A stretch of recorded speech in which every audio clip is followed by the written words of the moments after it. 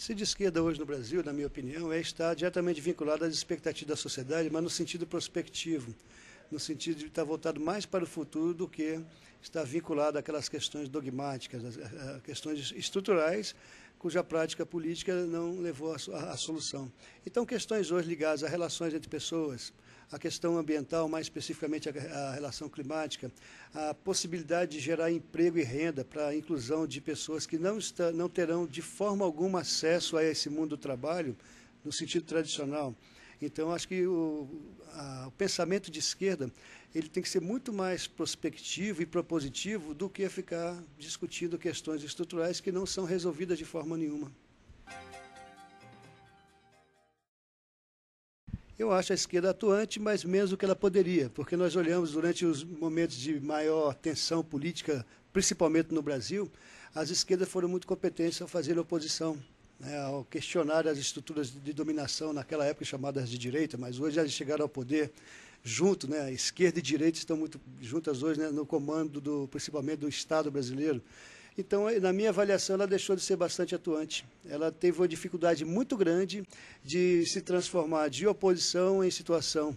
Ela tem uma incapacidade estrutural no que diz respeito à governança, à capacidade de gerenciar, de implementar projetos, ou melhor, de trazer o seu discurso para a prática. E essa talvez seja a grande dificuldade operacional que a esquerda tenha hoje.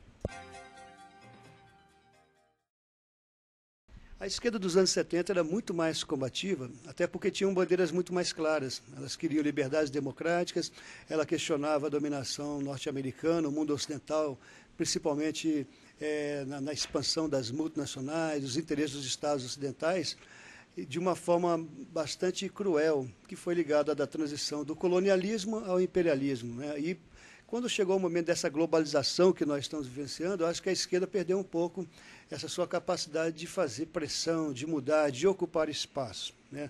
Na verdade, a globalização veio com muito mais poder de envolvimento do que a capacidade de resposta do pensamento de esquerda e das ações também dos partidos de esquerda. Eles têm uma dificuldade muito grande, esses partidos, de fazerem propostas que sejam compatíveis com as demandas da globalização, mas do ponto de vista social, dos interesses da população, de estar vinculados às demandas da sua clientela, do seu eleitor, daqueles que não conseguem participar desse processo de globalização de uma forma soberana, de uma forma que possam ter acesso às riquezas, de poder participar efetivamente dessa grande transformação. Nesse aspecto, a esquerda está deixando de ser operante, ela está muito mais pasma, atônita do que propositiva. Cada vez cresce mais o distanciamento entre os partidos, e são de todas as matizes, e a sociedade. Outras estruturas organizacionais, como as ONGs, as associações, institutos e muitas outras instituições, principalmente também ligadas aos diversos movimentos religiosos, estão mais próximos da sociedade do que os partidos.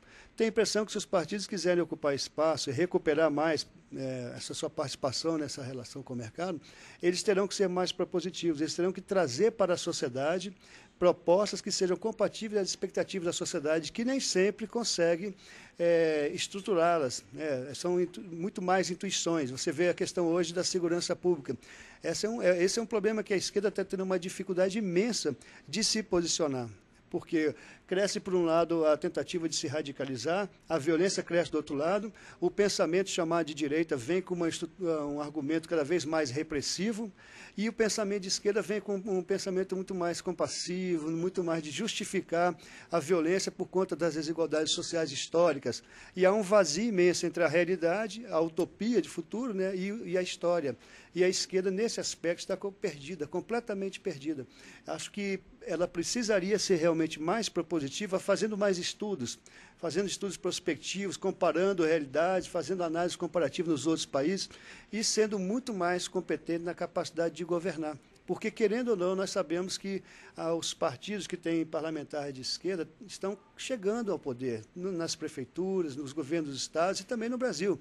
Só tem uma dificuldade imensa de fazer com que as suas ideias se tornem planos de governo e ações, de fato, de governança.